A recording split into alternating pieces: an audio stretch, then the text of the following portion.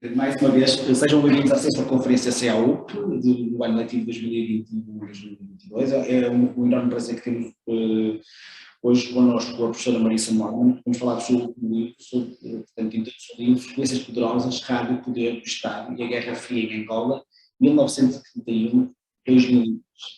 A professora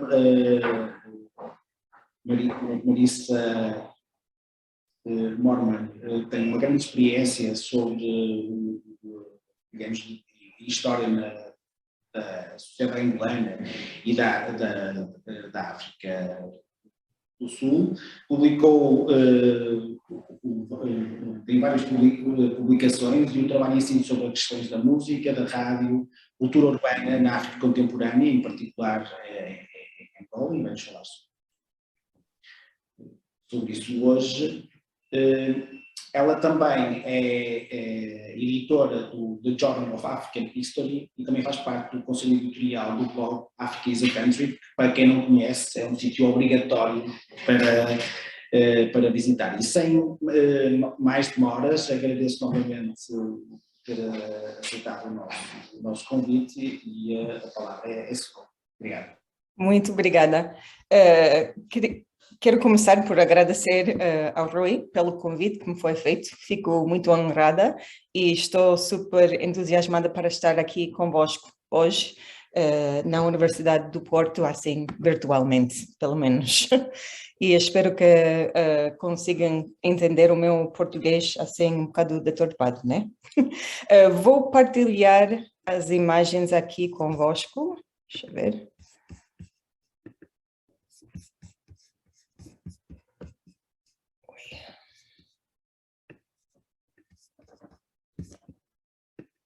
Conseguem ver as imagens?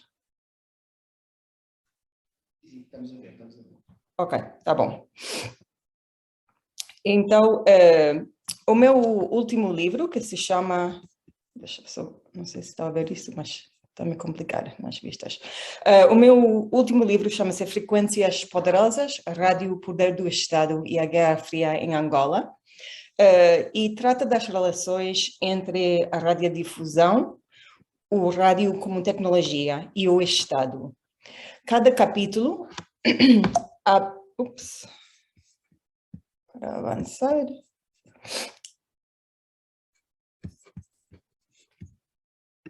Ok, agora. Cada capítulo abre com um conteúdo mediático diferente. Um bocado de um filme, um texto literário ou música. Um dos meus argumentos principais é que a maneira que o rádio funciona e a maneira como as pessoas vão dando significandos às mensagens nele transmitidas é tão importante como a informação passada. Estudando rádio como tecnologia e como uma instituição abre caminhos para análise do Estado ligado com questões afetivas e tecnológicas. A minha abordagem hoje será sonora, de uma certa maneira. Vamos escutar a história da rádio em Angola. Não vou em ordem dos capítulos que mostro aqui, mas vou tocar em todos os temas do livro. Vou usar música popular, e não só, como uma porta de entrada para pensar tecnologias de áudio, as ansiedades coloniais, e o Estado colonial e o Estado de pós-independência. Dou relevo aos afetos gerados em torno desta tecnologia de rádio.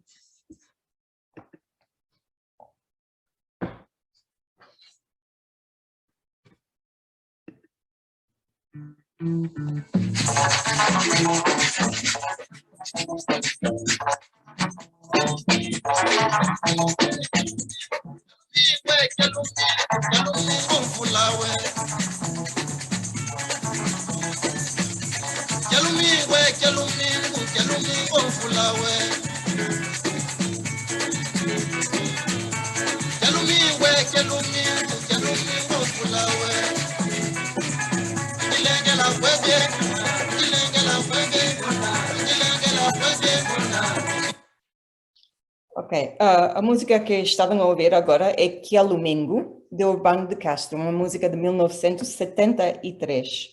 É uma música clássica do tempo tardio colonial, do que falei no meu primeiro livro.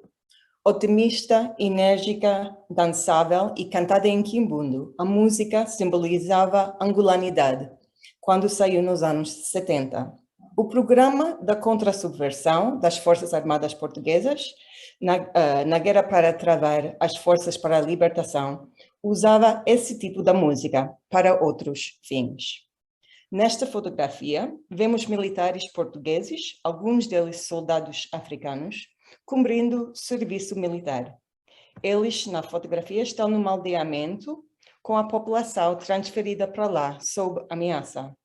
O programa da contrasubversão funcionava em várias frentes para controlar as despesas de guerra e para conquistar as almas e mentes dos africanos, no contexto da luta anticolonial que tinha rebentado em 1961. A partir de 61, Portugal iniciou um processo de guerra que o Estado denominava como guerra colonial. Aquela guerra teve repercussões específicas na região da África Austral. Por exemplo, sabemos hoje em dia que as Forças Armadas Portuguesas, Rhodesianas e Sul-Africanas orquestraram a Alcora, a Aliança contra as Rebeliões em África, e o nome já diz muito, não é? Entre 1970 e 74, criando uma rede de supremacia branca que agia militarmente para proteger os estados colonizadores e os colonos brancos da África Austral. O programa de contra-subversão forneceu serviços como saúde e transporte, pondo soldados em contato diretamente.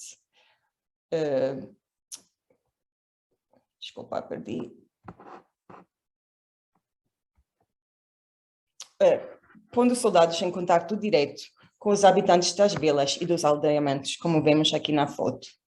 A rádio constituiu uma outra faceta do programa da contrasubversão. Por quê e como? Porque as emissões das rádios de guerrilha, do MPLA e da FNLA, em particular, dois dos três movimentos de libertação em Angola, eram tidos como poderosas e perigosas. Contra-subversão radiofônica promoveu o tipo de música popular que acabamos de ouvir na Voz da Angola, um programa emitido nas línguas de Quimbundo e Imbundo e sob egida da emissora oficial da Angola, que era a Rádio Colonial. O programa da contra-subversão dos militares foi um programa influenciado pelas estratégias dos franceses e britânicos nas suas antigas colônias. Os sons dos movimentos de libertação emitidos pelas rádios guerrilheiras que guiavam através das fronteiras do território angolano motivaram o uso de rádio pelos militares.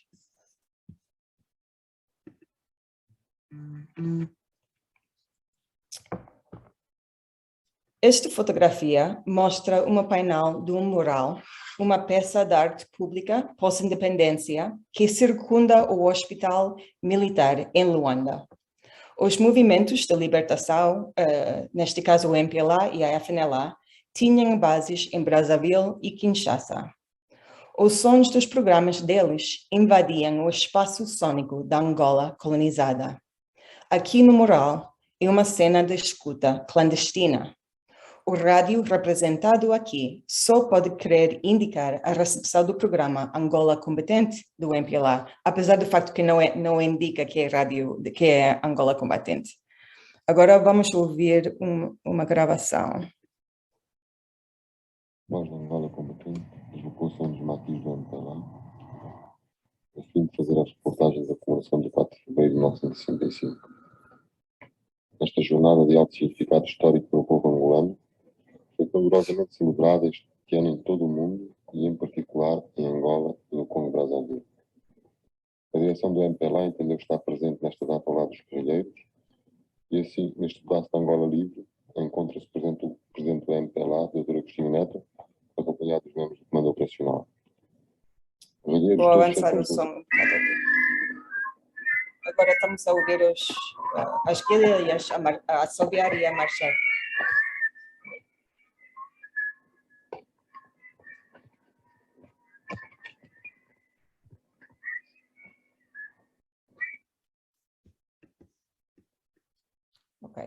Acabamos de ouvir uma gravação da emissão da Angola Combatente, uma gravação muito rara.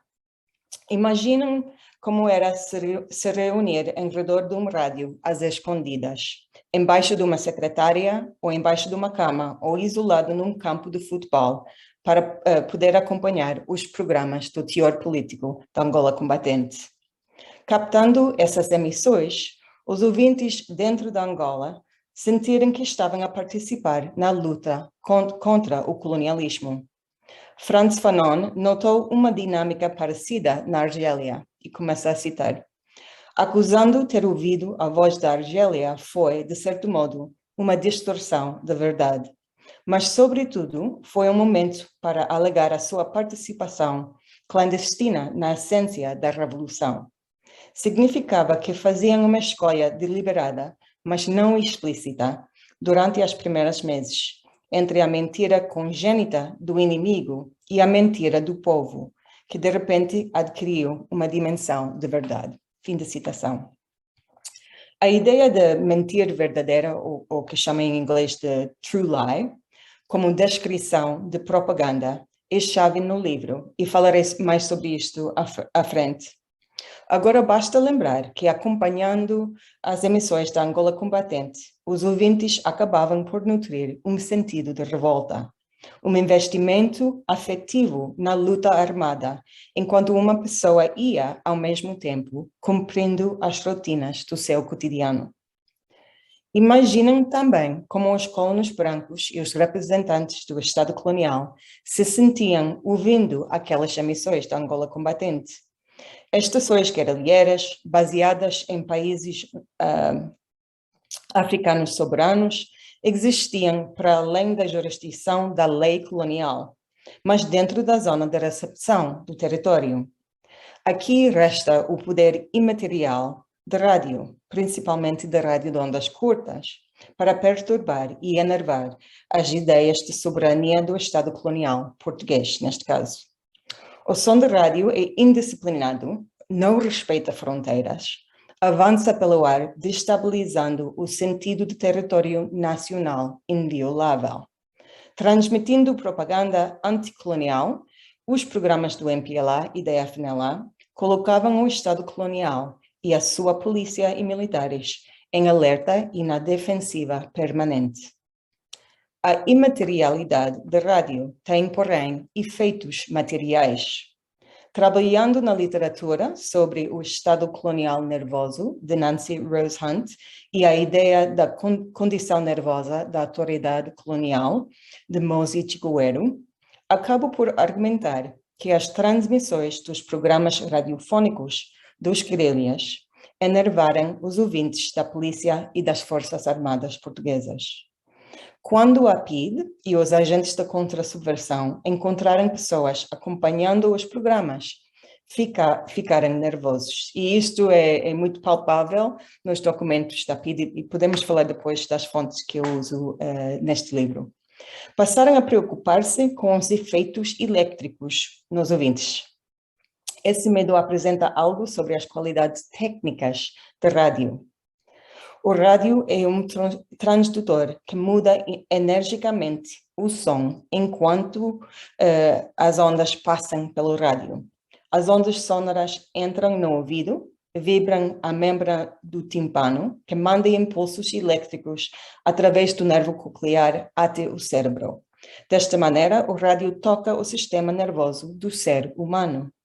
Os corpos postos próximos aos rádios, os ouvidos penetrados por aquela energia, podiam ser mudados e eletrificados com ideias e energias novas. Talvez o que tenha posto os agentes da PIDE e os militares tão nervosos foi o facto dessa transformação e potencial de mudança que o rádio incorpora. Essas questões materiais, afetivas e imateriais são chave para entender o poder da rádio e os seus efeitos.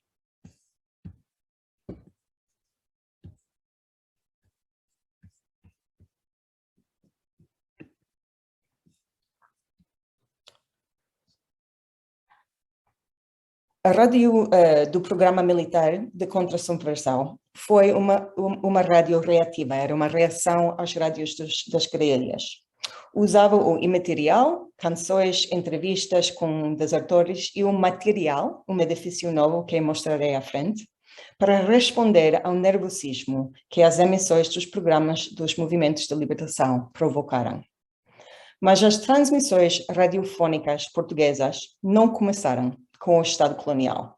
As origens da rádio em Angola datam a 1931, entre os colonos portugueses que formaram clubes de rádio em todas as regiões do território da Angola. Os radioclubes usavam a tecnologia da rádio para conquistar a distância entre as áreas habitadas pelos colonos num território vasto, 14 vezes maior do que Portugal.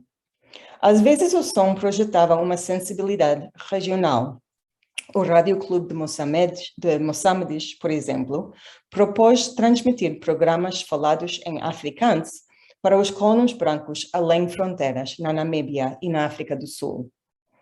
E os rádios clubes da Angola trocavam informações e correspondência com o Rádio Clube de Lourenço Marques, em Moçambique. Quer dizer, os clubes de rádio ligavam colonos brancos na zona vasta da África Austral. Aqui considero a relação entre branquitude e som, que é o sujeito do primeiro capítulo do livro. O filme Tabu, do realizador português Miguel Gomes, produzido em 2012, ajuda-me na análise. Na segunda parte do filme, intitulado Paraíso, presenciamos um mundo branco e insular de uma colônia portuguesa, algures em África. Aurora, a protagonista do filme, é uma portuguesa criada na colônia e casada com um homem branco, rico e dono de uma fazenda de chá. E vemos este casal aqui na imagem. Ela está tendo um caso com um homem italiano. Paraíso, a segunda parte do filme Tabu, é um flashback estendido, recontado através da locução do amante de Aurora, que se chama Gianluca. Nós vemos as bocas das figuras falando, mas não ouvimos as vozes delas. Só ouvimos a voz de Gianluca. Os africanos são completamente mudos. Como bem mostra esta imagem, as figuras africanas funcionam como pano de fundo para os romances e os dramas dos colonos brancos. Agora vou tocar.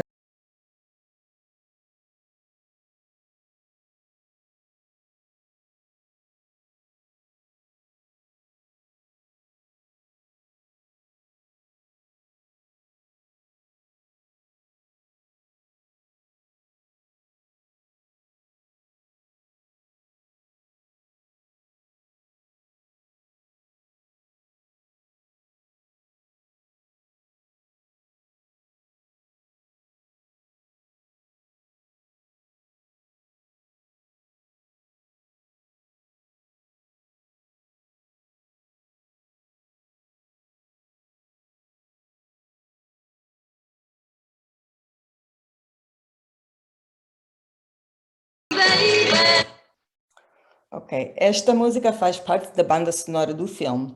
É uma versão do sucesso musical Be My Baby, de The Ronettes, cantado em espanhol pelo conjunto malgache Le Surf. A canção destaca a modernidade ousada, barulhenta e contundente que os colonos portugueses criaram nas colônias, longe do mundo cinza, sussurrante e opressor de Portugal debaixo do Salazar. Na cena do filme onde ouvimos esta música, vemos a Aurora ser comovida até chorar enquanto pensa no seu amante Gianluca. Numa outra cena, o rádio ao lado dela está tocando a música Lonely Wine, de Mickey Gilley, e Aurora entra num devaneio nostálgico e tristonho sobre Gianluca, enquanto as suas amigas ao lado dela se juntam em alegria. O som da música evoca a memória e muda o sentimento da Aurora. Essas cenas expõem a relação afetiva entre som, tecnologia e branquitude colonial. No caso da história da Angola, os colonos, no fim do século XX, usavam a rádio para se branquear. emitindo programas de rádio, organizando corridas de carros e abrindo clubes de aviação e rádio, alguns dos colonos desenvolveram uma identidade como angolanos brancos e gereram uma política separatista. Alguns deles, não todos. Essas são ansiedades coloniais, não de uma administração colonial, mas dos colonos, longe do metrópole, e investidos em criar conteúdo aos privilégios conferidos pela lei para com a branquitude. Como mencionei anteriormente, na segunda parte do filme Tabu, os espectadores não ouvem as vozes das personagens africanas. Mantém-se assim até os últimos minutos do filme, quando ouvimos uma voz africana transmitida pelo rádio. Fala em nome de um movimento africano de libertação, não identifica qual é o movimento. A fala é afetada, o seu tom é estridente. A cena marca a enunciação do nacionalismo africano no filme. O som oficial, entrecortado, nos lembra que, embora esse movimento de libertação afirme ser a voz autêntica do povo, essa voz é, na verdade, uma representação. A notícia anunciada é propaganda. O movimento de libertação reclama a morte de um espião português, mas nós sabemos, porque já tínhamos visto, que a notícia é falsa. Aurora matou o homem. A notícia, então, é uma ficção estratégica, um true lie, uma mentira verdadeira, para reforçar o movimento de libertação. De certo modo, essa dinâmica de representação antecipa a problemática da situação pós-colonial.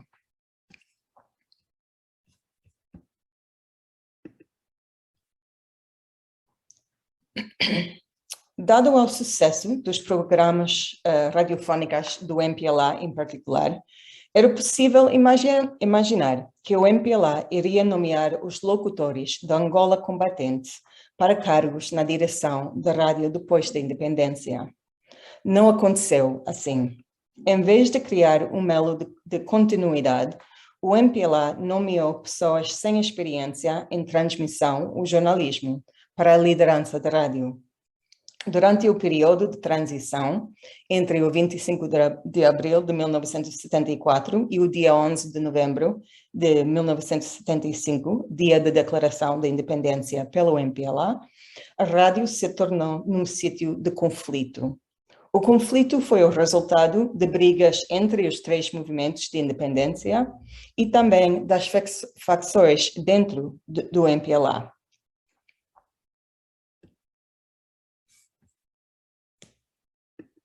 JPD, Makossa, J-Monye, Makossa, Nanje, Kossa, Kossa, Kossa, Kossa.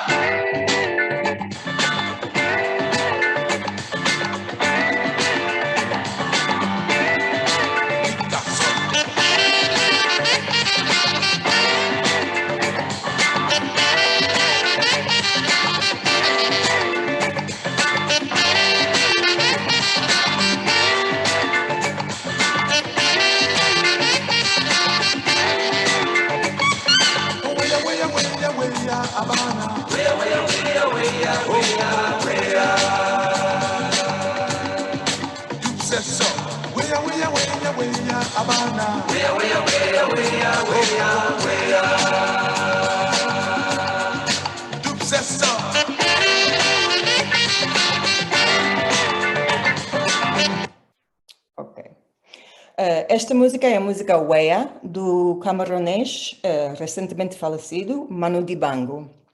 O programa radiofónico Kudibangela, que começou em 74, dentro da rúbrica dos programas do MPLA, abriu com o indicativo Kudibangela Weya Weya e um bocado da música, esta música do Manu Dibango.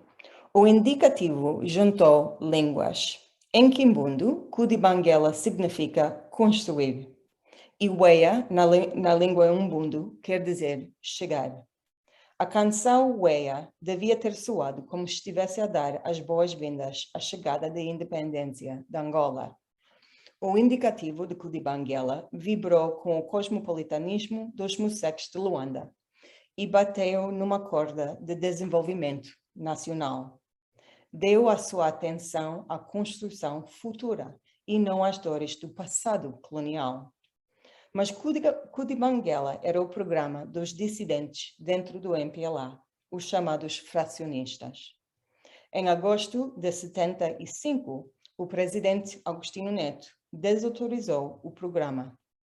Quase 2 anos depois, quando as pessoas ligavam os rádios, cedo na manhã de dia 27 de maio de 1977, ouviram o indicativo de Cudibanguela. Assim entenderam que algo não estava normal. Os eventos daquele dia veriam a ser chamados de tentativa de golpe. Neto e a direção do MPLA agiram rapidamente. Depois do fracasso da tentativa, prosseguiu uma purga extrema dentro do MPLA que durou até 1979. No rescaldo dos eventos do 27 de maio, o presidente Neto reconheceu o poder da rádio como meio de comunicação num país grande metido em guerra civil e na Guerra Fria. Como resultado, nomeou Rui de Carvalho como diretor da Rádio Nacional de Angola. Sendo um locutor de programas de desporto de rádio do tempo colonial, de Carvalho era uma voz muito reconhecível e um profissional muito respeitado. Neto visitou a Rádio Nacional no dia 5 de outubro de 1977, nem sequer 5 meses depois do 27 de maio. E ele elogiou o trabalho da rádio e seu papel-chave na transmissão das orientações políticas do MPLA ao povo angolano. Um ano depois, em 78, os trabalhadores da rádio decidiram comemorar o dia 5 de outubro como Dia da Rádio. Sem querer, essa data dobra o 27 de maio dentro da história oficial da Rádio Nacional de Angola. Rui de Carvalho começou logo a reestruturar a Rádio Nacional de Angola, com o fim de construir uma emissora nacional a partir de uma infraestrutura colonial, orientada pelas prioridades imperiais e militares. A Rádio Nacional de Angola tornou-se uma instituição estatal que seguia a linha do MPLA e, às vezes, até a ultrapassava. A rádio tinha uma posição privilegiada como meio de comunicação que facilitava a comunicação e a construção da nação e que circulava a informação durante o tempo de guerra civil. Como consequência disso, e por causa da lealdade ao partido na parte dos empregados e chefes, os diretores da Rádio Nacional tinham uma margem de manobra para criar uma emissora nova, baseada em valores profissionais, mais do que políticos. Mas com o correr do tempo, a lealdade e o profissionalismo foram puxados em direções distintas. O Estado pós-colonial, mesmo sendo do Partido Único, era composto de ideias diferentes e justapostas através de interesses que por vezes competiam entre eles. Na Rádio Nacional de Angola, profissionais desenvolviam a programação, formavam quadros novos e criavam algumas regalias socialistas que o partido tinha prometido, mas nunca iria conseguir entregar ao povo. Falo nesse caso de uma série de serviços, como uma cantina com refeições subsidiadas, equipas de futebol e uma creche no local de trabalho para os filhos dos trabalhadores da rádio. A Rádio Nacional de Angola, nesse período, foi uma instituição do Estado muito bem sucedida. Isso não é a história do Estado pós-colonial africano com que estamos familiarizados. E é por isso que gosto de destacar esta história. Mas para poder vê-la, temos que abordar a Rádio Nacional como mais do que um alto-falante do Estado do Partido Único.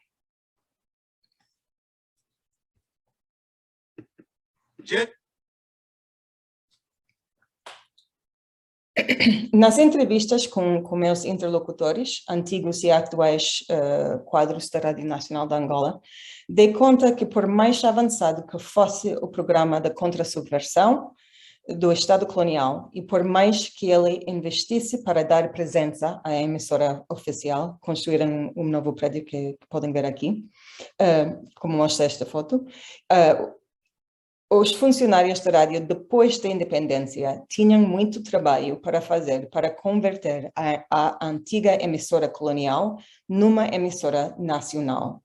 Além da extensão da infraestrutura da rádio, os compromissos políticos do MPLA ao socialismo, a posição de não alinhamento e a independência dos outros estados na região da linha da frente, especialmente Namíbia, eram prioridades na programação e nas notícias. No contexto da guerra civil inflamada pela Guerra Fria e conflitos regionais, como a luta contra a apartheid, e no contexto da crise econômica, muitos angolanos lembram-se de se juntarem em volta da rádio para acompanharem o noticiário das 13 horas. Durante os anos 80, os noticiários mantinham as guerras regionais e os interesses políticos na atenção dos ouvintes. Agora vou-vos ler um excerto do livro Bom Dia, Camaradas, de Onjaki, que fala do lugar da rádio em casa e de como a rádio influenciou os pensamentos das pessoas. Para quem não conhece este romance de Onjaki, tem um narrador adolescente e expõe alguns dos absurdos da vida de uma Angola recém-independente, dilacerada pela guerra e cada vez mais autoritária. Começa a citação. Nós ficávamos um bocado aborrecidos com as notícias, porque era sempre a mesma coisa. Primeiro eram as notícias de guerra, que não eram diferentes quase nunca. Depois tinha sempre algum ministro ou pessoa do biro político. Depois vinha o intervalo. É verdade, às vezes também falavam da situação na África do Sul, lá do ANC. Enfim, isso eram nomes que uma pessoa ia apanhando ao longo dos anos. Também se aprendia muita coisa, porque a propósito disso, por exemplo, do ANC, e que o meu pai nos explicou quem era o camarada Nelson Mandela. E eu fiquei a saber que havia um país chamado África do Sul, onde as pessoas negras tinham que ir para casa quando tocava a campainha às 6 da tarde, que elas não podiam andar no marching-bombo com outras pessoas que não fossem negras também. Foi também assim que percebi por que é que os sul-africanos eram nossos inimigos. E que o facto de nós lutarmos contra os sul-africanos significava que nós estamos a lutar contra alguns sul-africanos. Porque de certeza que essas pessoas negras que tinham um marching-bombo especial para elas não eram nossas inimigas. Então também percebi que num país, uma coisa é o governo e outra coisa é o povo. Fim da citação. O som consistente das notícias da rádio, a sua consistência ideológica, talvez tenha produzido aborrecimento.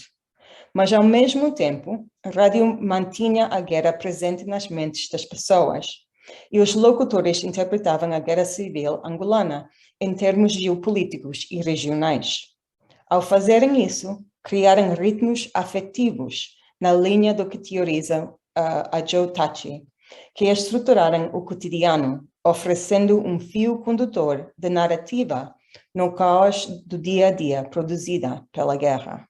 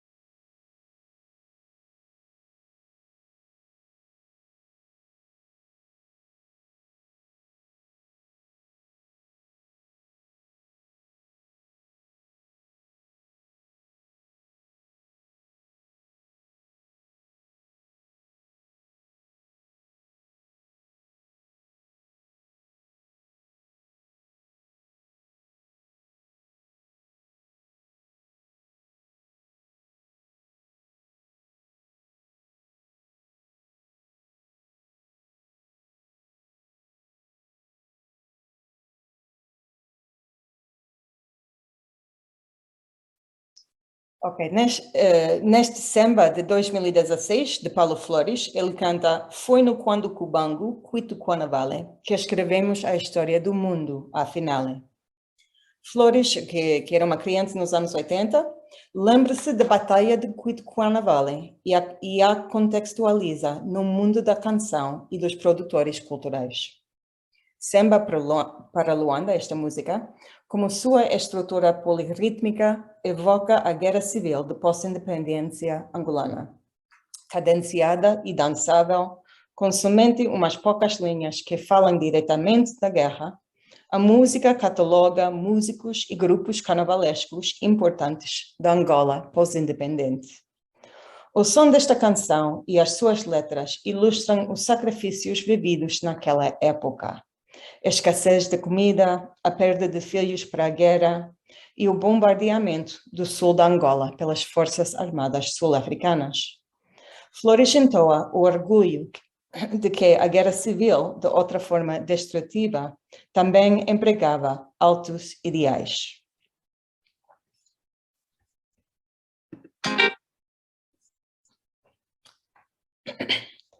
Unida à oposição na guerra civil com o MPLA, recebeu o apoio das Forças Armadas Sul-Africanas e do governo dos Estados Unidos da América. Jonas Savimbi, o líder da UNITA, aqui retratado com um rádio ao lado, era um sagaz estratega militar, um perspicaz manipulador de pessoas e uma figura carismática com duas falas. A UNITA tinha uma estação de rádio que se chamava Vorgen, a voz do galo negro. Se a Angola combatente do MPLA enervava a administração colonial, os militares e a PIDE, as emissões da Vorgen, da UNITA, irritavam o Estado independente, dominado pelo MPLA. As emissões da Vorgen também incomodavam agentes internacionais envolvidos na Guerra Civil Angolana e aqueles que tentavam negociar a paz entre o MPLA e a UNITA. Os ouvintes de rádio da UNITA foram inspirados pela convicção e aterrorizadas pelo medo. A história de Vorgen, a emissora da UNITA entre 1979 e 1998, é uma história de rádio, aspirações do poder do Estado e a tensão entre profissionalismo e lealdade. A Rádio Vorgen iniciou como uma estação de guerrilha e era móvel, transmitindo de um carro branco, marca Mercedes, e de uma carinha militar Unimog. Quando a UNITA criou seu estado na zona de Jamba, Savimbi mandou comprar transmissores de 10 kW, estabelecendo um estúdio mais permanente num contentor oferecido pelos Estados Unidos e montado por técnicos sul-africanos. A maioria das notícias e a programação focalizavam-se na guerra. A linguagem ideológica, termos como a invasão russo-cubano, por exemplo, orientaram a contagem de vítimas e os relatórios militares. A Vorgen frequentemente concorria com a Rádio Nacional de Angola num conflito de ondas sonoras.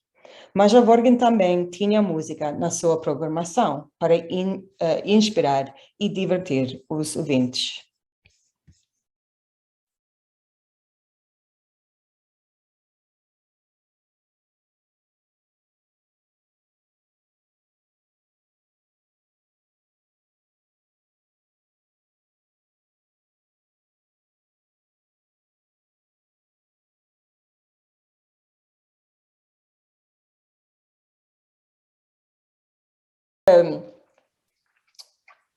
Um jornalista de Jorgen que entrevistei lembra-se de tocar músicas como esta, canções que anunciavam o cosmopolitanismo dos membros da UNITA e talvez a sua relação com os Estados Unidos da altura da presidência do Ronald Reagan. A cientista política Elaine Windrich descreveu a Vorgen como um laboratório de ódio. Mas os jornalistas e funcionários que lá trabalhavam têm outras memórias. Eles transmitiam programas fora da rúbrica da guerra e do timbre político da UNITA. Esses programas escaparam à atenção dos monitores do FBIS, Agência de Informação e Notícias da CIA. Os arquivos do FBIS, onde consultei as transmissões da Vorgen, não contam transcrições, nem os registros do programa matinal, nem do programa para mulheres, muito menos dos programas musicais. Jamba, a sede da UNITA, incorporou as ambições do movimento para criar uma autoridade estatal. Apesar da sua localização na região do Quando Cubango, chamado pelos portugueses como as terras no fim do mundo, quem visitou a Jamba referiu-se de forma imediata como uma cidade. A estação de rádio ali situada e o centro de operações de rádio militar foram destacadas pelas memórias dos visitantes. Savimbi levava os jornalistas estrangeiros às instalações de rádio para mostrar a capacidade tecnológica e organizativa do movimento. A rádio fazia parte de um secretariado de informação, constituindo um espaço técnico institucional que exibia a aptidão governativa da UNITA. A Vorgen parou de transmitir em 1998, após a assinatura dos acordos feitos em 94 no âmbito do Protocolo de Lusaka. Tinha que se reinventar como estação privada. A estação nova, Rádio Despertar, abriu somente em 2007. Agora a última imagem. No epilógio do livro, falo da liberalização dos média, que teve os seus inícios a partir da década de 90. Isso permitiu ao MPLA, ultimamente, a reforçar a sua hegemonia sobre as ondas sonoras. Assim, limitou o acesso à média dos novos movimentos que se vão surgindo depois de 2011. Aqui, os 15+2, em 2015, quanto ao seu julgamento para uma tentativa contra o Estado. Eles e elas tinham que ser muito inovadores em criar meios de comunicação alternativas, camisolas, o uso de SMS, músicas tocadas nos candongueiros, jornais de parede, para esquivar o controlo dos meios de comunicação pelo Estado e também, agora, a oposição oficial à UNITA, que cancelou o programa de Luati Brau e Mbanza Hamza no Rádio Despertar. Estudando a rádio como média e focando nos efeitos do som, nos ouvintes e nos que seguem os ouvintes, mostra a importância de afetos para entender as práticas do uso dos média, a relação entre o imaterial e o material, na construção de Estados, tanto quanto coloniais, como os da pós-independência. E acabou aqui. Muito obrigada.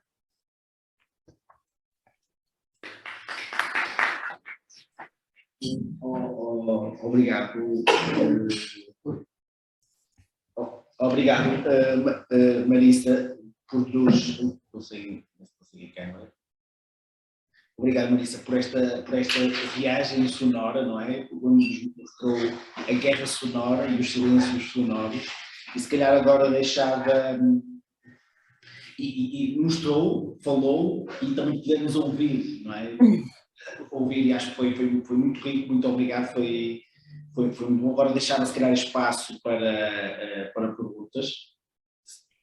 Se calhar abrir primeiro as perguntas para quem está aqui na sala e depois... Ao contrário, desculpem. Não sei quem está online se quer fazer perguntas. Temos...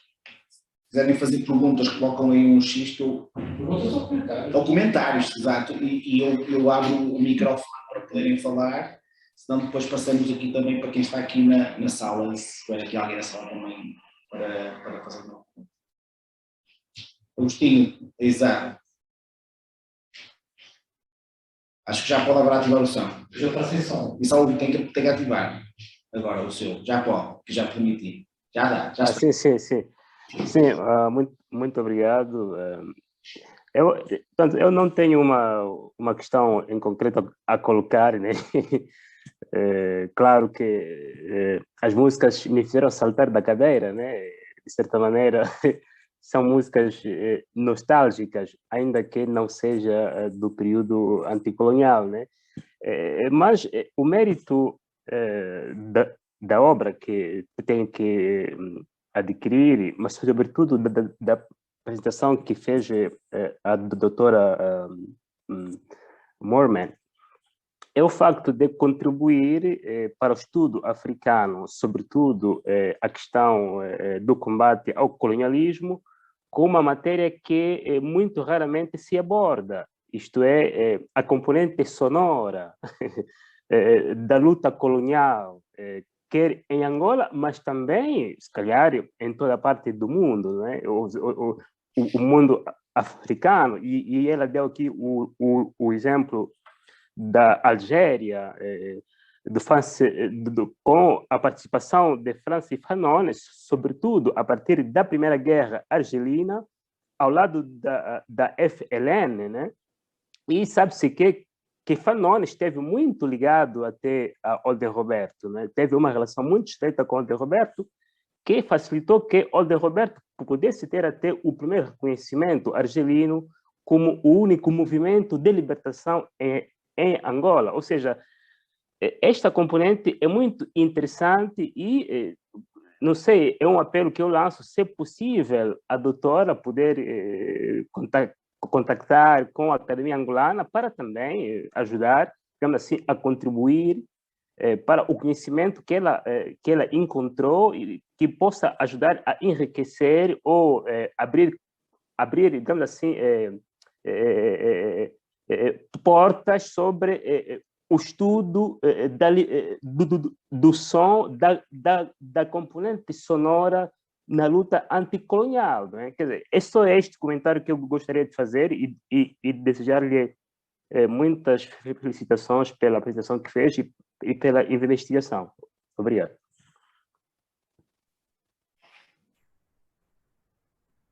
Melissa, espera aí, tenho que... Tá, agora posso. Muito obrigado pelo comentário.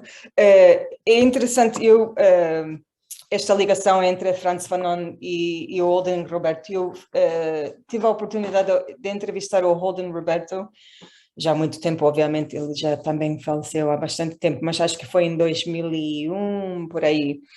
E ele falou-me da rádio. Infelizmente, depois, naquela altura estava a estudar mais a música, e depois, quando entrei na pesquisa sobre a rádio, tive muitas dificuldades em contactar pessoas da FNLA para poderem falar da rádio. Então, aquilo que eu podia encontrar em termos das fontes era sobretudo o que eu encontrei no acervo, no arquivo da PID em Lisboa. E lá tinham coisas sobre a rádio da FNLA que chamava-se A Voz Livre de Angola e era emitida a partir da Kinshasa.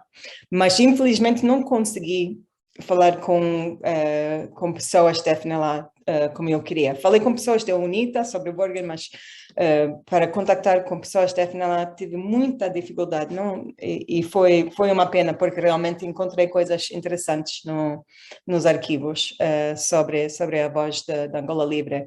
Mas a minha impressão sobre a voz da Angola Livre era que funcionava mais como tipo uma rádio de comunidade, e que era muito importante para as populações refugiados no Congo, as populações angolanas, né? Refugiados no Congo naquele momento, e que dava muita informação. O que encontrei nas transcrições da PID, porque a PID não só ouvia, mas transcrevia as emissões dos rádios. Eles tinham uma programação que era mais virada para a comunidade local dos angolanos. Então, nesta altura do ano, na altura do Natal, eles organizavam coisas, tinham encontros da comunidade, distribuição de comida, por aí fora. E também tinham algumas notícias do teor político, quando o Holden Roberto ou outros tinham encontros. este tipo de coisas eram notícias na Voz da Angola Livre, que era a rádio da FNLA.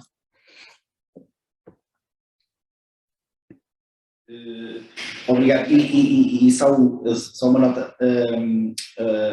A Marisa ia fazer esta conferência em inglês, mas depois nós pedimos para ser em português, para de facto permitir que quem não pode assistir em inglês possa ter acesso a esta comunicação, que vamos colocar no nosso canal do YouTube.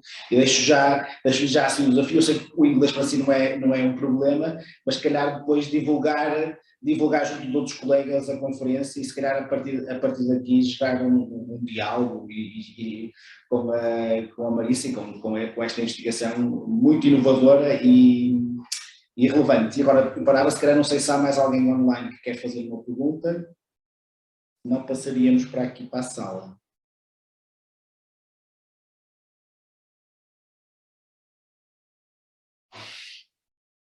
Está toda a gente muito tímida. Não, eu peço mais pessoas a falar, não sei. Mas pronto, eu posso. Talvez para desbloquear uma sessão. Consegue ouvir-me, Marisa? Consegue ouvir? Sim, mais ou menos. Vamos experimentar mais de perto. Está bem. Assim está melhor? Sim, está. Pronto. Eu também gostei muito da sua comunicação, que aliás, como disse o Saúl, é sobre um tema novo, não só em Angola, como em geral na história contemporânea da África. E eu só ia perguntar até duas coisas relacionadas com isso. Uma é, ainda no período colonial, para além das rádios oficiais, havia algumas rádios privadas que também tinham muita importância. Por exemplo, na Lunda, a Diamanga tinha uma rádio própria, não é? Que certamente dava a capacidade financeira da Diamanga, não é? Emitiu durante muito tempo e com conteúdos muito diversificados. Queria fazer duas perguntas. Uma é, teve acesso a conteúdos sonoros gravados de algumas destas rádios? E a segunda pergunta é, que conteúdos tinham estas rádios? Porque, por exemplo, como se tratava de rádios que queriam fazer um enquadramento político e social grande, elas não tratavam só de questões políticas, tinham muitos assuntos, não é? Eu faço essa pergunta porque, por exemplo, um colega nosso que estava a trabalhar sobre uma rádio que foi financiada pelas igrejas luteranas na Etiópia, e a partir de Addis Abeba emitia em muitas línguas africanas, não é? Tinha conteúdos muito diversificados, desde, digamos, a medicina até, digamos, a programas musicais, etc, etc. Portanto, as duas perguntas eram, que arquivos sonoros conhece e se nos pode dizer alguma coisa sobre os conteúdos desses arquivos. Sim, está bem. Muito obrigada pela pergunta. Obviamente é muito difícil retratar um livro inteiro, né? em alguns 40 minutos e não dá tempo mesmo. Como é costume realmente em estudos de rádio, é muito esquisito e é muito... parece não ser normal, mas é normal não encontrar muitas gravações, muitas fontes sonoras. É muito difícil de encontrar realmente, tanto quanto nos Estados, para quem estuda rádio nos Estados Unidos ou na Europa e para quem estuda rádios no continente africano e em outros sítios do mundo. Há uma tendência, particularmente antigamente, hoje em dia deve ser mais difícil com tudo digitalizado, mas antigamente usavam-se as bobinas, né? A fita e a bobina tinha que se reusar várias vezes, então é muito difícil encontrar gravações do tempo colonial, neste caso em Angola. Das rádios privadas, eu menciono a Rádio Diamang, Eu realmente não tive mais tempo para fazer pesquisa, senão ia para Coimbra, porque eles de certeza, eles têm o acervo do Diamant, de certeza têm coisas sobre a rádio de Diamant. Menciono e falo de algumas coisas que eu encontrei nos documentos da PID sobre a rádio, mas não vou muito fundo. Falo mais dos rádios clubes, que eram super importantes, e que mencionei. E em termos de conteúdos, houve muita censura, então eles realmente não podiam dizer muito sobre a guerra, e foi difícil. Mas há quem diz, e há uma série de livros que falam da possibilidade que alguns jornalistas sentiam de poder dizer mais quando estavam em Angola ou em Moçambique. Que a censura era ainda mais intensa, quer dizer, em Portugal continental, né? Daquela altura.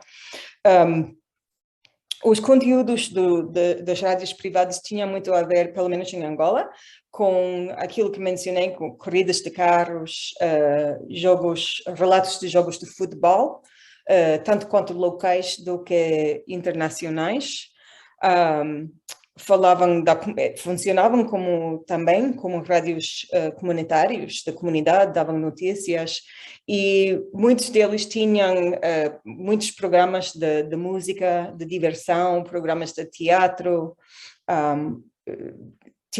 Cada rádio clube tinha o seu próprio edifício, eles trabalhavam em base de cotas, né? Os membros davam dinheiros e assim conseguiram construir edifícios e também comprar discos e criar discotecas. Eu acho que, se não me engano, acho que era a rádio um dos rádios de Lubango, que tinha tipo 3.000 discos nos meados dos anos 70, quase, logo antes da independência. Então tinha muitos programas né, de diversão, de música, de festas, e faziam festas também nos edifícios para juntarem pessoas. Agora, não escapa a atenção das pessoas que estudam isso, que realmente os rádios clubes eram o domínio dos brancos, dos colonos brancos, e tinha muita pouca participação e muita pouca abertura para com as pessoas negras, né? Uma ou outra pessoa que tinha um estatuto ou tinha estado na escola com eles por aí fora, mas eram sobretudo uma zona dos colonos, dos brancos. E tinha, para além da Diamant, então tinha estes rádios clubes que eram assim mais ou menos privados, em base de membros, e depois tinha mais uma rádio privada que era... agora está-me a escapar o nome, era o rádio que fundou o Emílio Rangel, no Lubango, que também era uma rádio privada. E eles também tinham uns estúdios e produziam programas que depois circulavam nos rádios clubes. E houve um certo protagonismo nas cidades do centro de Angola, na parte central e do sul, nesta área dos clubes de rádio. Obrigado.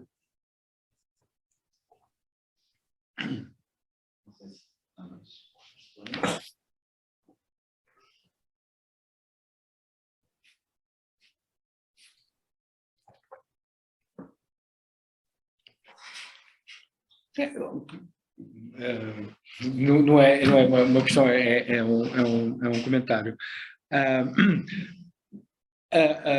Esse sistema de gravar por cima das bobinas, não é? Que era uma coisa que se fazia nas rádios antes da época digital, destruiu a parte dos arquivos das rádios. No caso da rádio emitida pelas igrejas luteranas na Etiópia,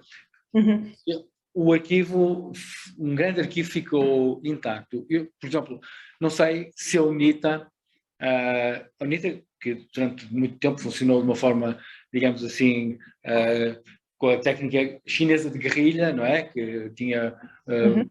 maoísta. móveis, não é? Mais dificilmente teria condições para ter um arquivo de rádio, não é? Mas, por exemplo, no período já pós 98, a rádio da UNITA, a Rádio Despertar, sabe se eles têm um arquivo? Não sei, e eles, pelo que eu eu acho que não sei se está a funcionar muito bem. Ultimamente eu acho que eles tinham uns problemas, mas eles de certeza, não sei, quer dizer, não sei o que eles, se eles tinham um arquivo, ninguém conseguiu me dizer.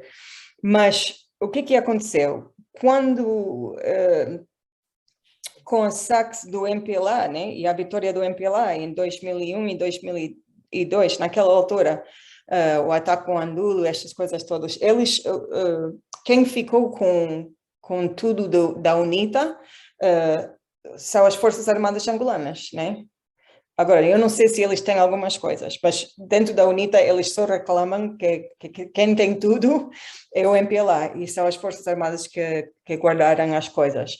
Mas eu não sei se eles tinham um arquivo de gravações.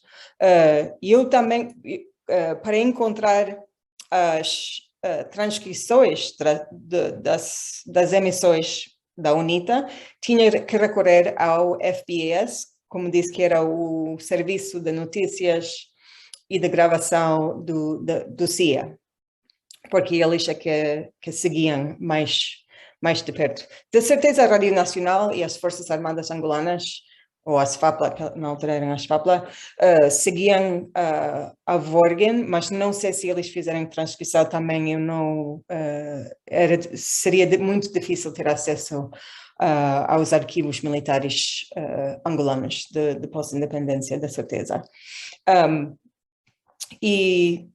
Mas, em geral, não encontrei, só para os tempos mais recentes é que eu encontrei gravações, mesmo dentro da Rádio Nacional da Angola. E é muito interessante. Eu acho que há alguns sítios onde ainda tem bobinas. Em Luanda, na Rádio Nacional, tem bobinas sobre o programa Angola Combatente de pós-independência, não do tempo da guerrilha, mas porque continuam como um programa para os soldados. E eu sei, tenho um amigo que trabalha na Guiné-Bissau e ele disse que encontrou, eu sei que há pessoas que encontraram fita também do tempo da luta anticolonial, mas em Angola é muito difícil. E nem há um acervo ou arquivo das gravações, das transmissões da Angola Combatente pelo MPLA. Ninguém conseguiu dizer onde é que estava. Obrigado. Temos aqui uma pergunta no chat, Marisa, não sei se consegue ver. Posso abrir, deixa eu ver. Está com dificuldade em falar, mas Ok.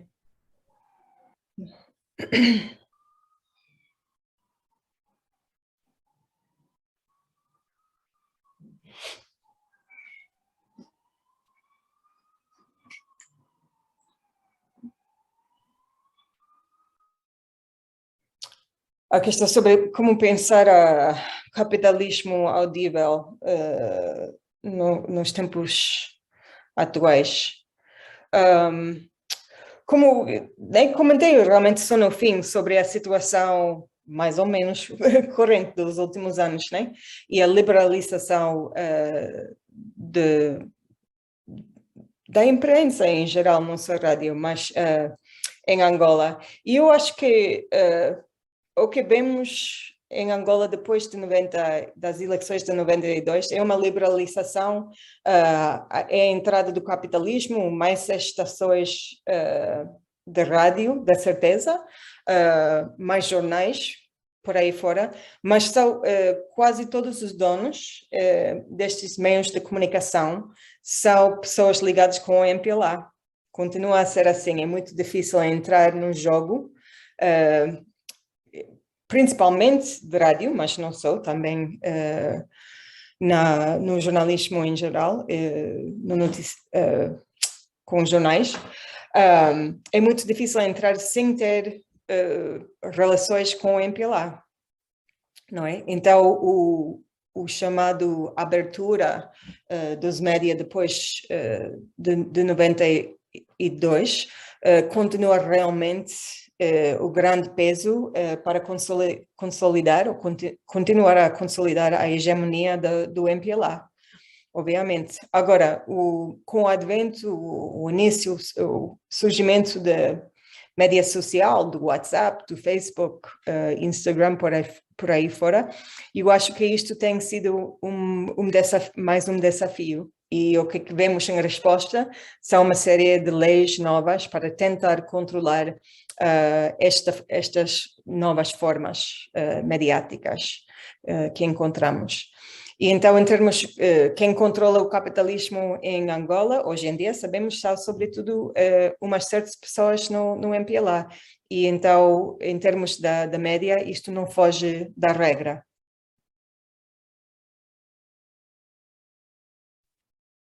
Obrigado. Se calhar no seguimento, se me permite fazer uma pergunta, tendo em conta o que falou das redes sociais, os médias, e também, agora olhando para o presente, se calhar pensando um bocado no futuro, qual é o papel que vê, por exemplo, do surgimento de podcasts e de outros formatos digitais, não é? Que também podem, digamos, tem algumas parecências com a rádio, mas agora em vez de ser frequências, não é, de rádio, estão pela internet e em qualquer parte do mundo podem ser colocadas online e quem conseguir ter acesso à internet consegue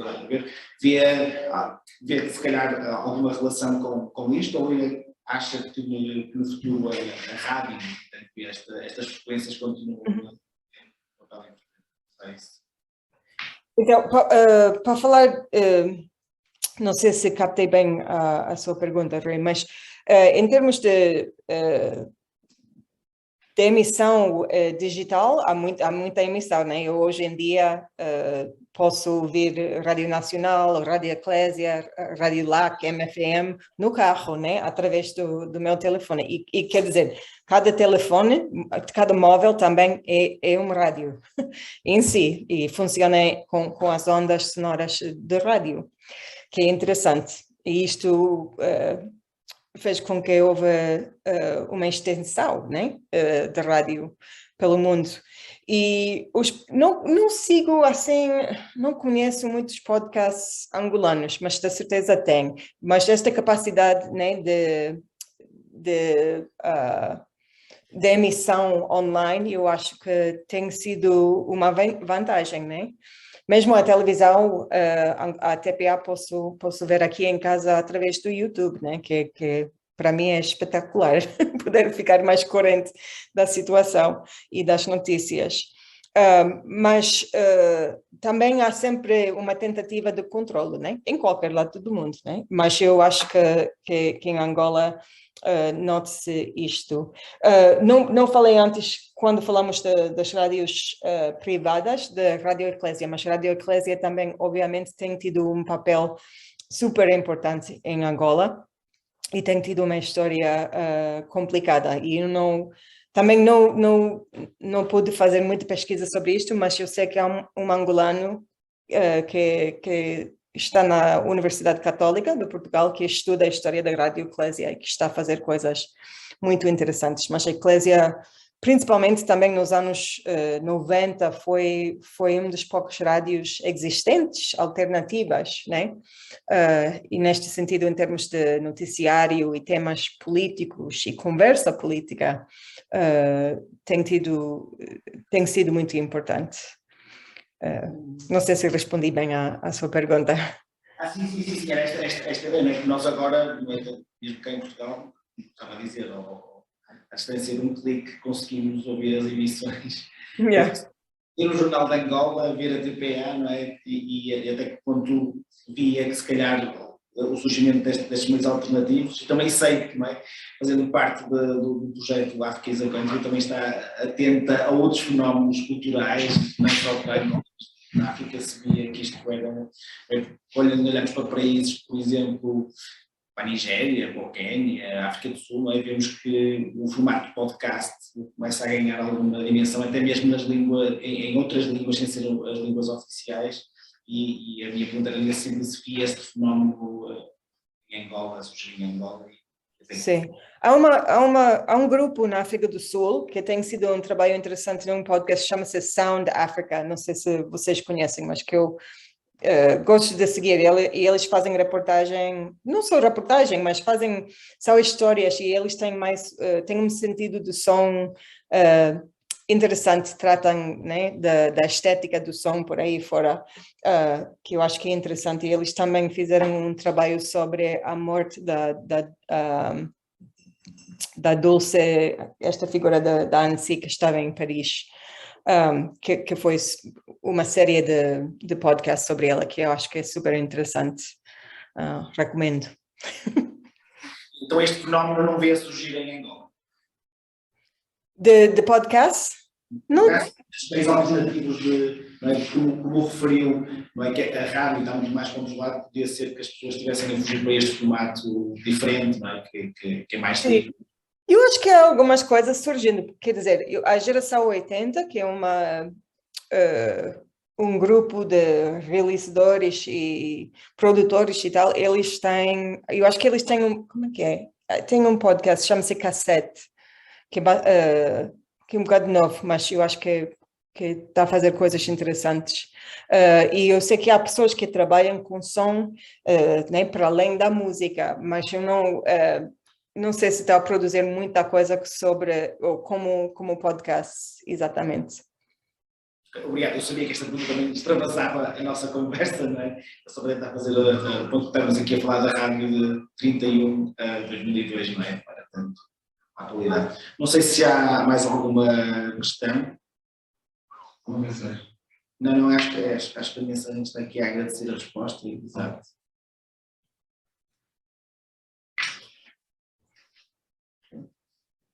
Não há mais questões, resta-me... Não, digo só que gostávamos, se ela nos puder enviar o livro, talvez a gente possa fazer uma sessão já. O centro adquiriu o livro, só que o livro ainda não chegou, por isso o que nós iremos tentar fazer é, depois, se algum investigador nosso estiver disponível, é tentar publicar na nossa revista Africana Studio uma recensão do seu livro, que é muito importante, e muito obrigado pela sua disponibilidade. Em nome do centro, agradecemos imenso a disponibilidade para estar connosco, e a nossa porta está aberta para caso seja possível, dialogarmos e colaborarmos. E agradeço. Marcelo, não sei se quer deixar umas palavras como... Não, só queria agradecer mais uma vez e fazer uma última ronda, se alguém quer fazer algum comentário ou alguma pergunta. Depois encerramos a sessão. Está bem, eu agradeço muito a oportunidade de falar convosco e estou sempre aberta a mais diálogo sobre rádio, Angola e outras coisas. Muito obrigado. Espero podermos encontrar um dia todos, né, em pessoa. Que não seja daqui a muito tempo, possamos nos encontrar e se calhar organizamos aqui um encontro aqui no Porto. Há uma possibilidade de fazer como isto é um tema novo e interessa a alguns investigadores, talvez possamos fazer um pequeno workshop, um pequeno seminário sobre a rádio em Angola, ou a rádio em África, em geral. No futuro, publicação. Futura publicação de um especial da revista Africana Studio sobre esta temática. Mas já tínhamos pensado exatamente. E foi tudo muito oportuno, não é? E foi uma feliz... A pandemia teve muitas coisas más, mas a vantagem é que nós começamos a habituar a estar uns fisicamente, outros online, e permitir também mais pontos. Sim, é super interessante. Exato. Pronto, acho que mais ninguém tem perguntas. Marisa, muito obrigado por ter estado connosco, foi um enorme prazer e até breve. Tá bem, o prazer foi todo meu.